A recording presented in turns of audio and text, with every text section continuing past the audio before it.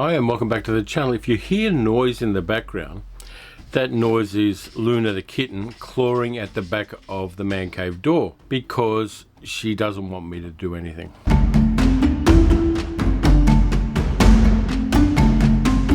So last week here in Melbourne it was hot and humid, and that got me thinking about jungle films. 1950 studio jungle films, and I've got two of them that I got recently. Fairly recently in one case, but I've got them recently. And I thought I'd give them a go because the atmosphere around me was pretty much like the atmosphere in the movies. It was hot and sweaty. So I decided to go back and watch these movies, which were kind of, for me, Saturday afternoon movies. They were the kind of movies that turned up on Saturday afternoon television when I was young. And you'd watch them and go, oh, that was cool, I enjoyed that bit, I didn't enjoy that bit, and all the kids at school would talk about them the next Monday. And so there's a nostalgia factor here, but they're kind of interesting in their own way. They're shot beautifully in Technicolor, both of them.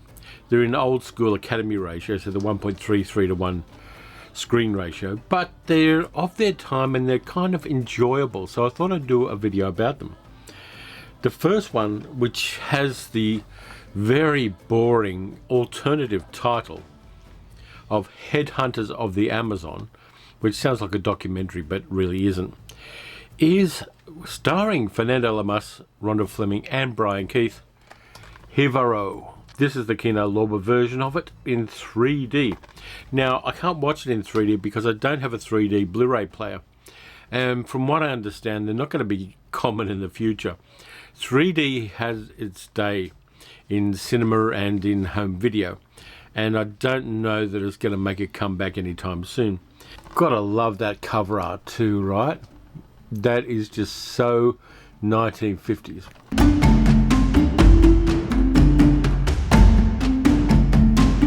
In it, Fernando Lamas, who was one of those kind of Latin lovers from the 1950s, stars as Rio, who runs a trading post on the Amazon River. You know, he has a riverboat. He's a kind of his own man, and he buys supplies from Lon Chaney Jr., who plays a Hispanic guy called Pedro, who runs a trading post downriver. Lon Chaney Jr. isn't the first person you think of to play a Hispanic character, but you got to remember this is the 1950s.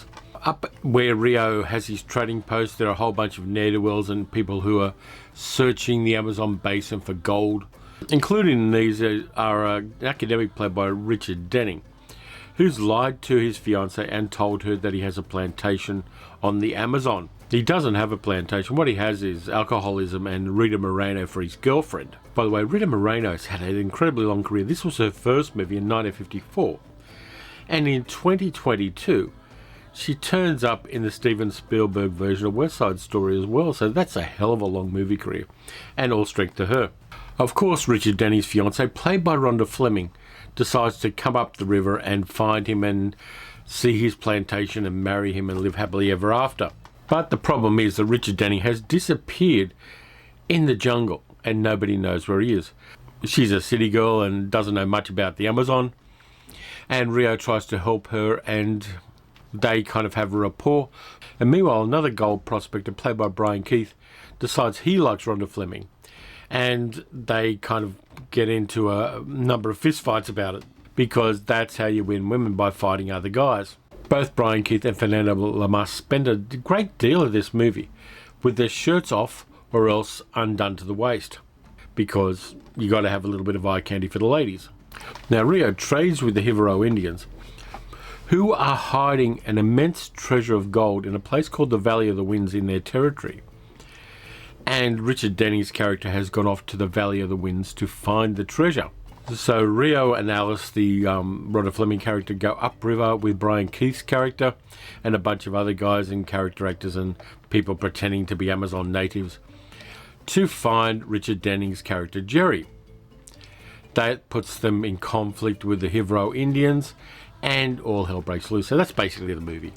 It was made in 3D, but it wasn't originally released in 3D because when it came out, 3D had peaked and was ebbing, and the studio Paramount decided they didn't want to make it a 3D movie, so they released it in 2D. And it was only ever shown in 3D in 2008 at a convention of 3D movie enthusiasts, and that then led to the Kino Lorber version of it coming out with the 3D version attached, which is kind of an interesting thing. I would have liked to have been able to see this in 3D because it's got all of those tropes of 3D. People throwing things at the camera pretty much. There are large jugs thrown at the camera. There are spears and arrows thrown at the camera. There are bolts of cloth thrown at the camera to just give you that 3D experience in this one. And it's a lot of fun. It's not anything better than a programmer in a way. But if you like that kind of movie, and you like that 1950s studio backlot jungle kind of film, you're going to like this one because it's got a barrel-chested hero. It's got a very beautiful actress as the love interest. You got a whole bunch of character actors. You got shrunken heads. You got spears. You got knives.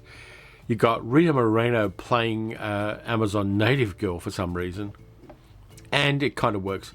Lon Chaney Jr. is only in it for a couple of scenes. He gets into a fight with Rio because pretty much every other guy in the movie gets into a fight with Rio, and he's kind of a comic relief almost, in a weird kind of way. But it works. It's a programmer. It's of its time, and it shows that love of exoticism that was very much a part of Hollywood in the 1950s. South America fascinated Hollywood from the 1930s onwards. There were all sorts of musicals with Carmen Miranda, of course. There was Saludos Amigos and the Three Caballeros by Disney. Orson Welles did documentary footage down there when he should have been in Hollywood editing The Magnificent Ambersons. So there's a fascination with South America. And this movie is definitely a part of that. As is another movie made in the same year by the same studio, Paramount, which has just got an Imprint Films release.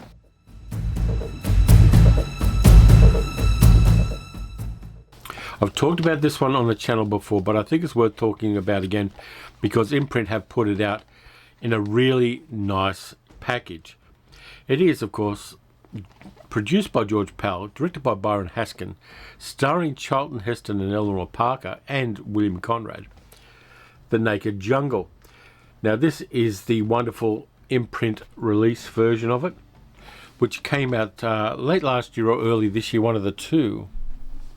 And it's a lovely package. Here's the inside insert with a very 1950s style cover, which I appreciate. They didn't try to do modern artwork emulating the old style of thing. It's got a lot of good extras in it as well. It's in 1080p, which is kind of nice. Audio commentary by Barry Forshaw and Kim Newman, which is a great commentary to listen to because it's just basically two film geeks geeking out about the film and geeking out about films in general. There's another audio commentary by film historians Les Pfeiffer and Paul Scrabo. They're both from 2021, so they're very recent commentaries. And there's another one by Justin Humphreys, who did a George Powell biography, and by film historian C. Courtney Joyner, so that's great too. There's a documentary about Charlton Heston, and there are 3 audio tracks of 3 radio adaptations of the original story Leningen versus the Ants, one of which stars Tudor Owen, and one stars Charlton Heston and Donna Reed, which was done for a radio theatre kind of thing in the 1950s, and a 1957 one for suspense with William Conrad playing the Leningen character. So you can listen to the original radio plays based on Carl Stevenson's original story, as well as watching the movie, and you get a documentary about Charlton Heston. So it's a pretty good deal, and Imprint just continue delivering really interesting stuff. Still got a copy of this on DVD, but I'm going to give it away at some stage because multiple copies of things aren't something I particularly want to do. But The Naked Jungle, we all know the story. Charlton Heston plays Christopher Leningen, who runs a coca plantation in the Amazon, and he gets a mail-order bride, played wonderfully by Eleanor Parker, who was a fantastic actress. You should see her movie Caged if you haven't seen it already. And they haven't met before, and they kind of meet up, and there's a certain antagonism between them. Leningen is, let's say, unsophisticated when it comes to ladies, and Eleanor Parker's character was married before, and so she's got more experience with romance than he has. And for the first hour or so, it's Jane Eyre, basically. But then, about an hour or so into it, is when your George Powell and your Byron Haskin part kicks in. The local commissioner, played by William Conrad, who is fantastic in this film. I love William Conrad in this. Gets all the best dialogue. A la punta. And the soldier ants start attacking. Now, we all know the story. We know how it goes. Millions of soldier ants eating their way through the Amazonian jungle towards Leninger's plantation. He's got to find a way to stop them. Otherwise, they're all going to end up as just bones with clothes on. It's one of the great 1950s adventure films. It's all shot on the backlot, of course. Done really well as well. There's some really interesting process shots in this. There are ants in the foreground, which is one frame, and then in the middle ground you've got Charlton Heston running across the fields covered in ants, supposedly. And then you've got background stuff happening as well. And it's only in the Blu-ray release that I've got here that I noticed the matte lines around it, and they really did do a lot of process shots to show teeming ants in the foreground and Charlton Heston running in the background. And it gives you that illusion that he's running through an immense, torn down plantation full of ants. It's the process shots in this are chosen really specifically and really well to enhance that realism. There are some great matte paintings, and I'm a great fan of matte paintings in here. We know they're matte paintings, but they still look good. I love a matte painting that's done well, or even ones that aren't done well. I like seeing a matte painting in any movie. These days with digital processing, it's less of an art, but in those days there were some really great artists doing the matte paintings for these movies and showing us things that couldn't be shown in any other way. Now, this is just one of my favourite 1950s adventure films. There's no way, if you grew up at a certain era, you don't love this film.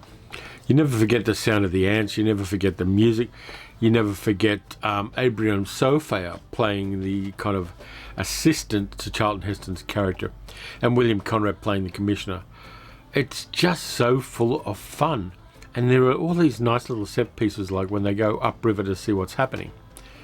And they wake up in the morning and there's no sound in the jungle because all the animals and birds and insects have fled in front of the soldier ants.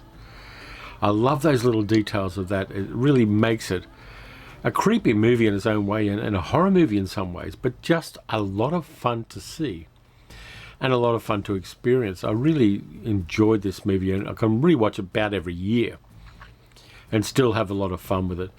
And Eleanor Parker, playing a very forthright woman, makes the movie feel a little more contemporary than it would otherwise. You're quite a woman. You're right. Rhonda Fleming's character in Jivaro is a little less of that, but Eleanor Parker's character stands up to Leningen in the best possible way, and that plays better to a modern audience. In the commentary, Kim Newman points out that this movie has never been remade. Yes, it was pinched for an episode of MacGyver where they stole all the special effects scenes for it. But it's one of those movies that has never been remade because it sits perfectly where it is. I think it doesn't need to be. If, say, The Asylum wanted to remake it, I suppose they could, or A24 or one of those companies. But I don't think you can add anything to it because it's very much of its time. And like Jivaro, it does kind of, from a modern viewpoint, it's about colonialism, it's about basically disrupting other cultures and more, in brackets, primitive cultures for commercial reasons. But allowing that it is of its time and it does have that narrative as a kind of subtext there. They're both solid adventure films, and they back to back they make a really great double feature.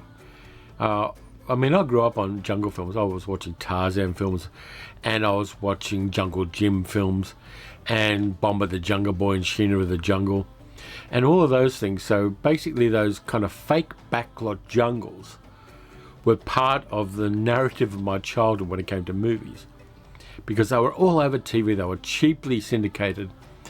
They were in black and white, so there was no issue there with black and white TV, which we had here in Australia up until the 1970s.